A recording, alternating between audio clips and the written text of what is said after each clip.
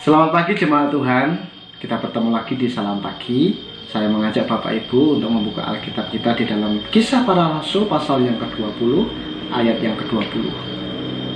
Sungguh pun demikian, aku tidak pernah melalaikan apa yang berguna bagi kamu. Semua kuberitakan dan kuajarkan kepada kamu, baik di muka umum maupun dalam perkumpulan-perkumpulan di rumah kamu. Bapak Ibu, beberapa hari yang lalu saya menonton salah satu film yang menurut saya menarik, berjudul A Hidden Life.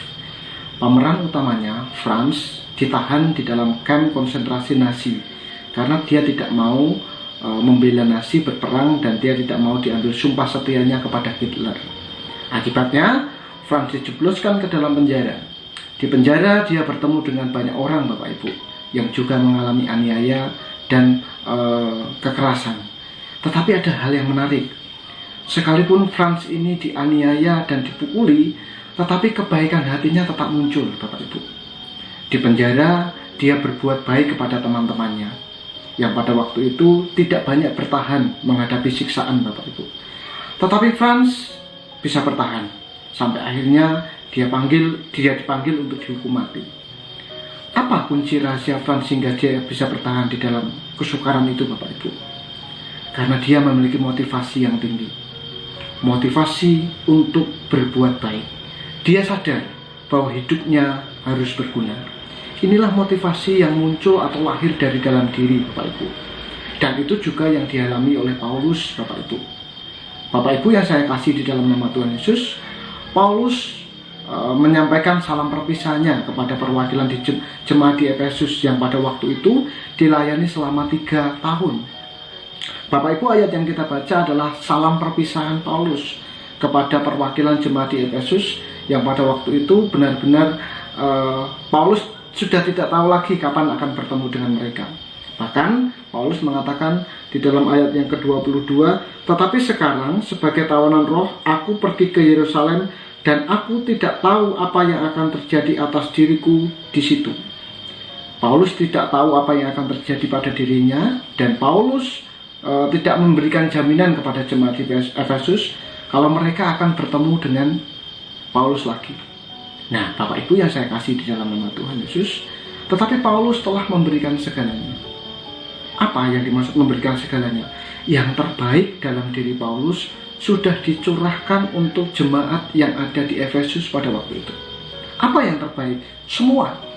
Paulus mengatakan semua yang terbaik, semua yang sudah dilakukan yang dilakukan Paulus untuk jemaat di Efesus selama 3 tahun adalah yang terbaik, totalitas, seluruhnya.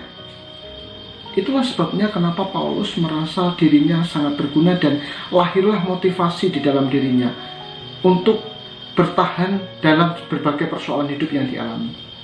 Nah, Bapak Ibu yang saya kasih di dalam nama Tuhan, betul, setelah itu Paulus, kalau kita membaca di dalam perjalanan pelayanannya, Paulus ditahan, kemudian dipenjara di Roma, dan akhirnya dihukum mati. Bapak Ibu yang saya kasih di dalam nama Tuhan, apa yang ingin saya sampaikan di sini? Paulus dalam segala keterbatasannya, Bapak Ibu, menuangkan atau mencurahkan seluruh isi hatinya agar seluruh kemampuannya itu berguna bagi orang lain. Hidupnya bermanfaat bagi orang lain. Bahkan dalam pelayanannya pun Paulus berusaha memberikan yang terbaik yang ada di dalam dirinya untuk jemaat-jemaat yang dilayani. Bukankah ini satu teladan hidup yang baik bagi kita sebagai orang-orang percaya, Bapak Ibu?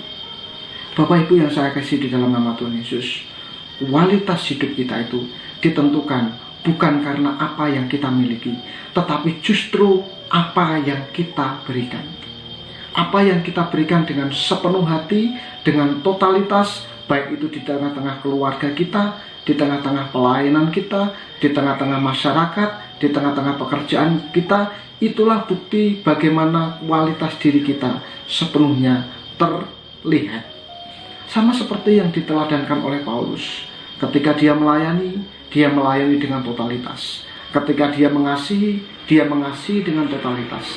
Ketika dia memberikan hatinya kepada jemaat dengan totalitas. Tentu Bapak Ibu, di dalam konteks kita masing-masing, kita pun harus belajar seperti Paulus, di mana kita bisa mencurahkan seluruh kebaikan-kebaikan kita kepada orang-orang di sekeliling kita, mungkin di tengah-tengah keluarga kita. Bapak Ibu sebagai orang tua, mari kita hidup belajar berguna bagi keluarga kita.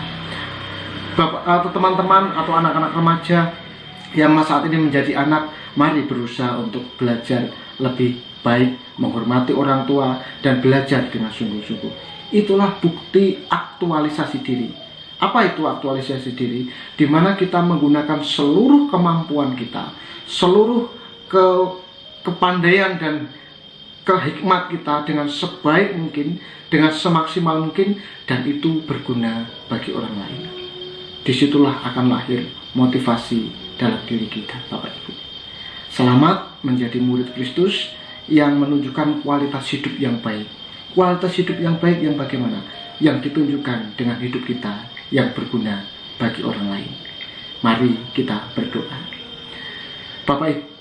Bapa di dalam surga, kami mengucap syukur kepadamu karena kami sudah belajar dari Paulus, di mana dia sudah mendedikasikan hidupnya untuk melayani Tuhan, untuk sepenuh hati mencurahkan pikiran, tenaga, dan waktunya untuk melayani Tuhan. Kami belajar bagaimana Paulus dengan sungguh-sungguh mencurahkan segala kemampuannya untuk pekerjaan Tuhan.